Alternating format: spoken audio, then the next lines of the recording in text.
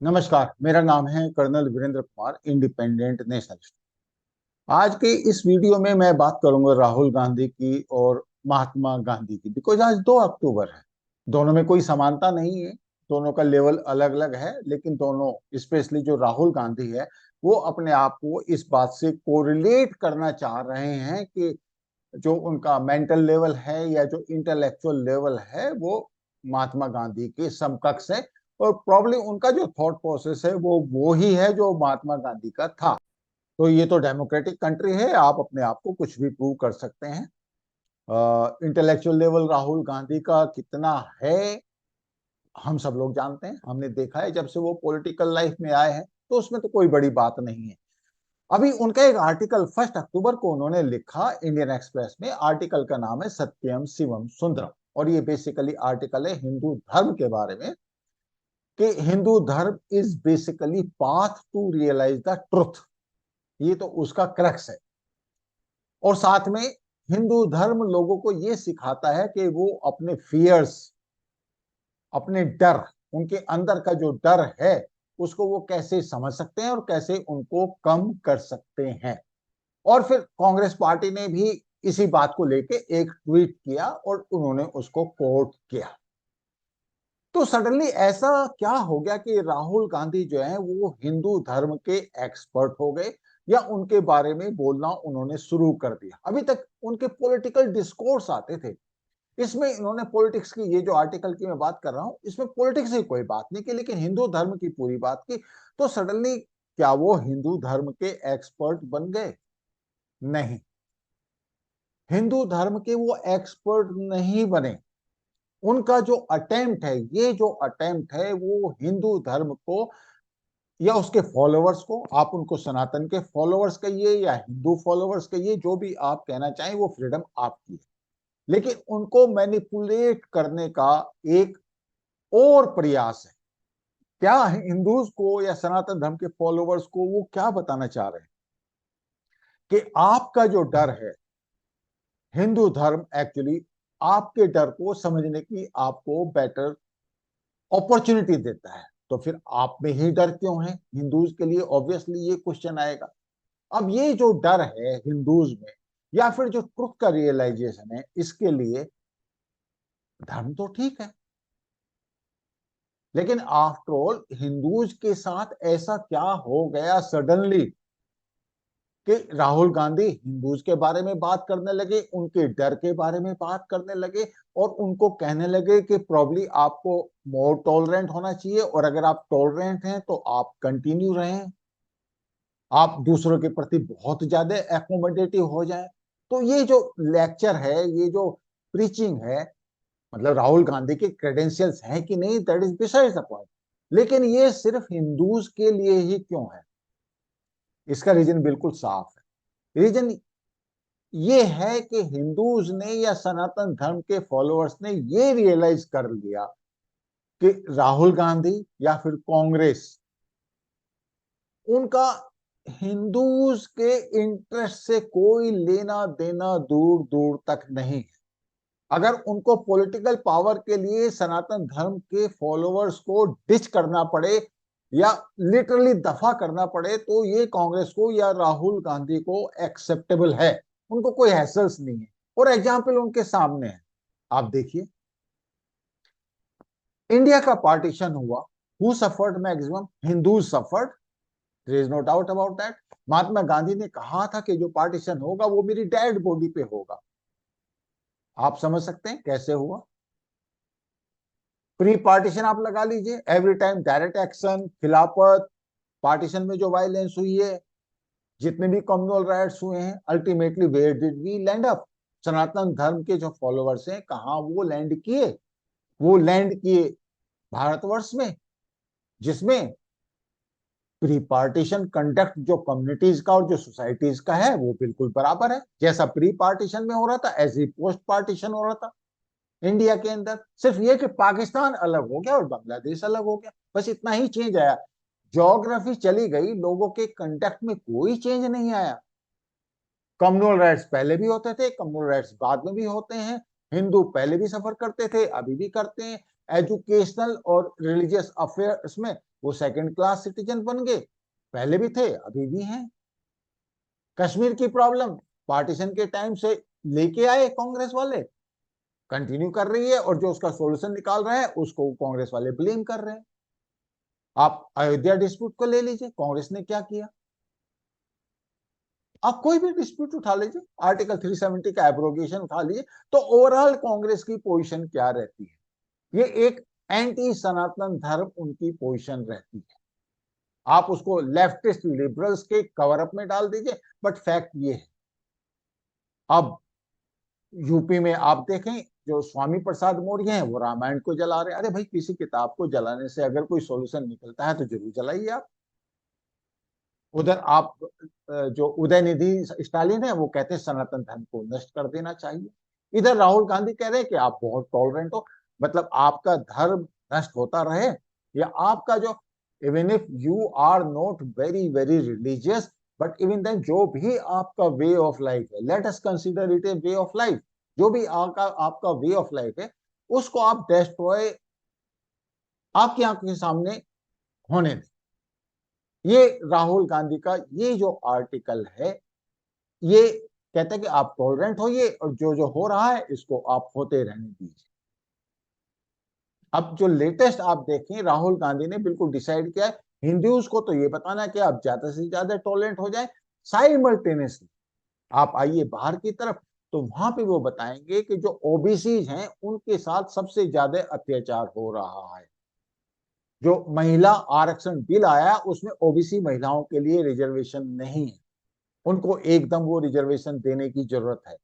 कांग्रेस ने क्या किया, 2004 से लेके 2014 तक कांग्रेस पावर में थी, क्या किया उन्होंने, आपके सामने है।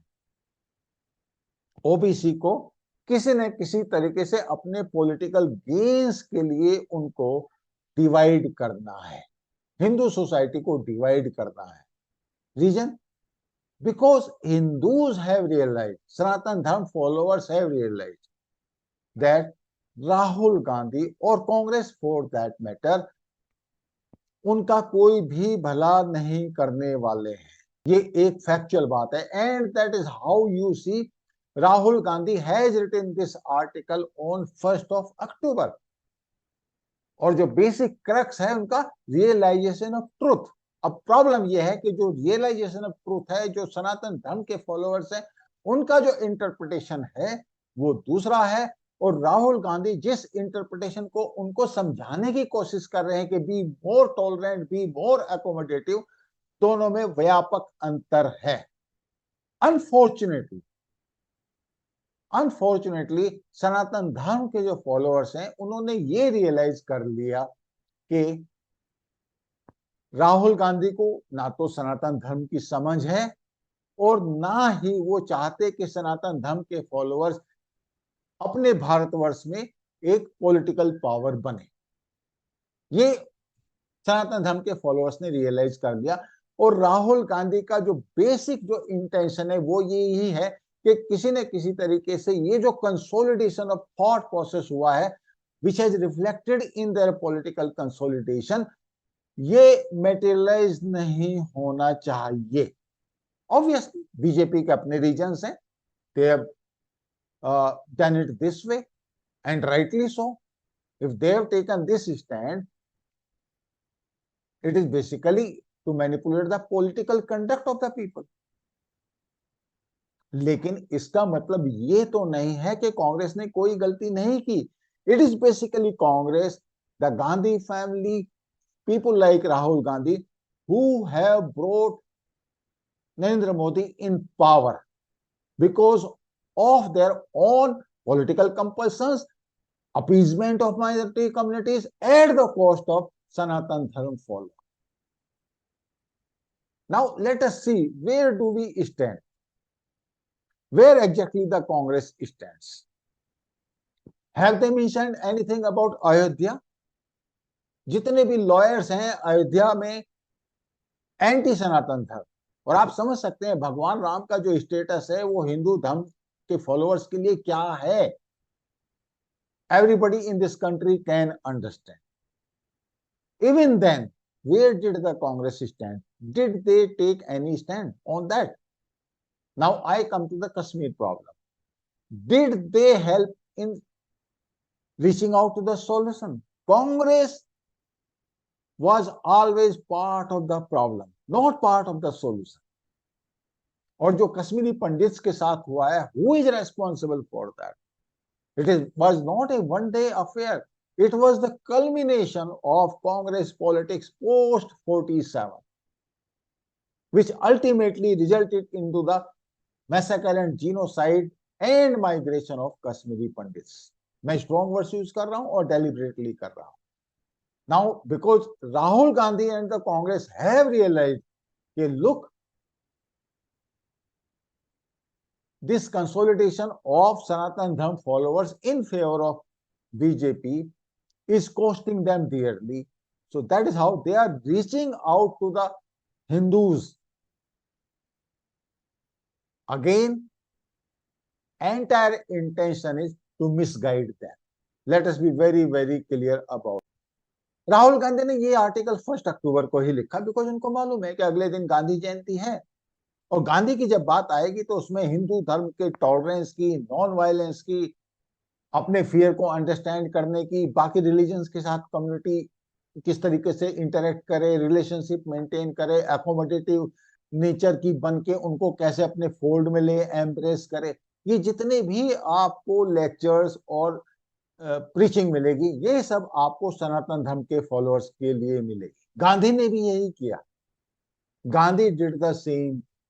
नाउ आप ट्विटर पे जाएंगे तो आपको आज 2 अक्टूबर है, बहुत सारे लोग हैं जो गांधी के फॉलोअर्स हैं, जो उनको सपोर्ट करते हैं. आधों को तो ये ही नहीं पता कि गांधी जी ने आफ्टर ऑल किया क्या था. बट बहुत सारे लोग ऐसे भी हैं जो गांधी को क्रिटिसाइज करते हैं और इनकी संख्या बढ़ती जा रही है. और उसका सबसे बड़ा रीजन है कांग्रेस का और राहुल गांधी की पार्टी का कंडक्ट, स्पेशली उनका पॉलिटिकल कंडक्ट, स्पेशली उनकी appeasement politics. Have no doubt about that. Gandhi and Nehru were responsible for sufferings of Hindus during partition, geographical division of India. Have no doubt about that. Kashmir problem, no doubt about that. And appeasement of minority communities at the cost of Hindus. कई लोग बहुत बुरा मानेंगे कि गांधी को आप criticise कर रहे हो, बट द फैक्ट रिमेन्स कि हिस्ट्री आपको बाद में ही जज करती है और गांधी जी को भी अब जज किया जा रहा है. उनके पर्सनल कंडक्ट के लिए आप कितनी भी उनकी रेस्पेक्ट करें कम पड़ेगी और उनके पॉलिटिकल कंडक्ट के लिए पर्सनली जितना भी आप उसको अनजस्टिफाइड बताएंगे वो कम पड़ेगा. गांधी जी ने ब्लेंडर्स की और इसके लिए उनको ऑब्वियसली लोगों का जजमेंट तो सहना ही पड़ेगा, चाहे वो कितना भी निगेटिव क्यों ना हो, चाहे लोग कितना ही बुरा क्यों ना माने. Fact remains that Congress has to revisit its political conduct. सनातन धर्म के followers inherently accommodative and they have been doing it since long. But how long will they continue on that? That is the question. And उसका जो answer है, उसका answer Congress के या राहुल गांधी के पास नहीं है, because they are still following the same path of divide and rule. Rahul Gandhi OBCs communities को जैसे इंस्टिगेट करते आ रहे हैं एज ऑन नाउ, जबकि 60 साल तक कांग्रेस खुद पावर में थी. They could have done something for that. They did not do. Whatever was done, reservation and other things, उसमें कांग्रेस का कोई भी रोल नहीं. And fact remains holistic development के लिए ओबीसीज का और हिंदू सोसाइटी का और पूरी इंडियन पॉपुलेशन का across cast and communities present BJP government is totally committed. और अगर आप देखें जो गवर्नमेंट स्कीम्स हैं उसमें रिलीजन के ऊपर या कास्ट के ऊपर आपको कोई डिस्क्रिमिनेशन नहीं मिलेगा. And that is what is happening in UP and all BJP ruled states. And I am sure a part of Muslim community is realizing that part. It is a time for them to think over their relationships with Congress and opposition parties and to drift away RSS की जो हिंदू की definition है उसमें nation state का concept के साथ all those who are in this geographical boundary, they are called Hindus, and it is irrespective of their faith. Have no doubt about that. It's time for Indians to realize that Rahul Gandhi is not on the right political path. He has to be dumped.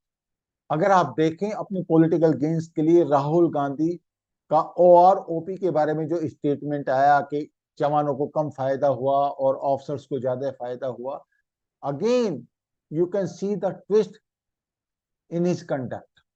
He is trying to divide the Indian armed forces. He is trying to create a problem for the command structure.